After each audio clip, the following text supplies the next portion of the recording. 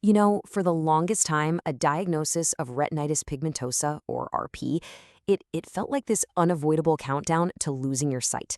But that whole story is being completely rewritten by medical science.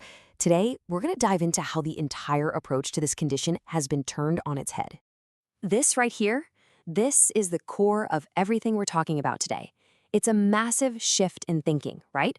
We've gone from passive acceptance to proactive intervention. We are no longer just sitting back and watching this happen. We're actively fighting back. So here's our game plan. First, we'll really get to know the condition itself. Then, we'll explore 4 incredible frontiers of treatment. We'll take a close-up look at the bionic eye, cover some crucial daily protections, and finally, we'll talk about the road ahead. To take on any challenge, you first have to understand it, right? So let's break down exactly what's going on inside the eye when we talk about retinitis pigmentosa. Okay, so at its very core, RP is a genetic disease. I want you to think of the retina, that part at the back of your eye, as the film in a camera. What RP does is cause the light-sensitive cells on that film, the photoreceptors, to gradually break down and die. And that's the biological process we are desperately trying to stop.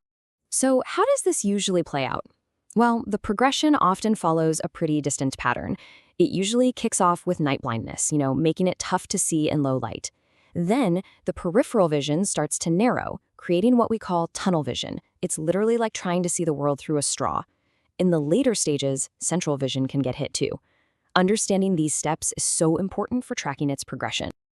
All right, now for the really exciting part, the solutions. And here's the thing, science isn't just taking one shot at this. It's attacking RP from all kinds of different angles. Let's explore the 4 big pillars of treatment that are bringing so much new hope to patients everywhere.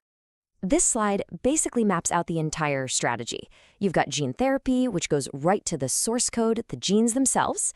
Then there's stem cell therapy, which aims to rebuild and protect cells. You have retinal prosthesis, which uses technology to just bypass the damage. And finally, drug and nutrition support to try and slow the whole thing down. Each one of these plays a really unique and vital role. Gene therapy, wow, this is probably the most revolutionary of them all. Imagine being able to fix a typo in your body's genetic instructions. That's pretty much what it does. Scientists use a modified, totally harmless virus as a tiny little delivery truck to carry a correct copy of a gene right into the retinal cells. And it's not just theory. We already have Luxturna, a landmark therapy for one specific mutation, and researchers are working like crazy on therapies that could help a lot more people. Next up is stem cell therapy, and this one has a powerful 1-2 punch.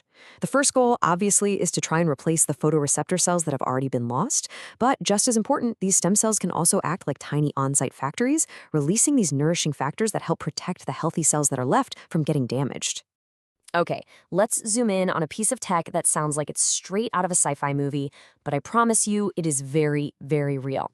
It's the retinal prosthesis, but most people just call it the bionic eye. This is one of the most fundamental, pressing questions for anyone in the advanced stages of RP. When those photoreceptor cells are gone, is that it? Is that the end of the story? The answer, incredibly, is no. And technology is the reason why.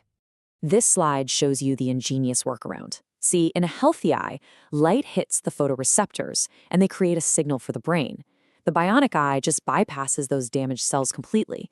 A tiny camera captures an image, a microchip translates that image into electrical signals, and those signals stimulate the optic nerve directly. Now, it doesn't restore normal sight, but it can help patients perceive light and shapes, which is a monumental step up from total darkness. While the world works on these incredible cures, we also have tools to slow things down. Certain supplements like vitamin A palmitate and antioxidants like lutein might help reduce damage to the retina. But, and I can't stress this enough, this has to be done under strict medical supervision. Self-prescribing can be useless or even dangerous. Always, always talk to your doctor. The high-tech treatments are incredible, no doubt, but what you do every single day matters just as much.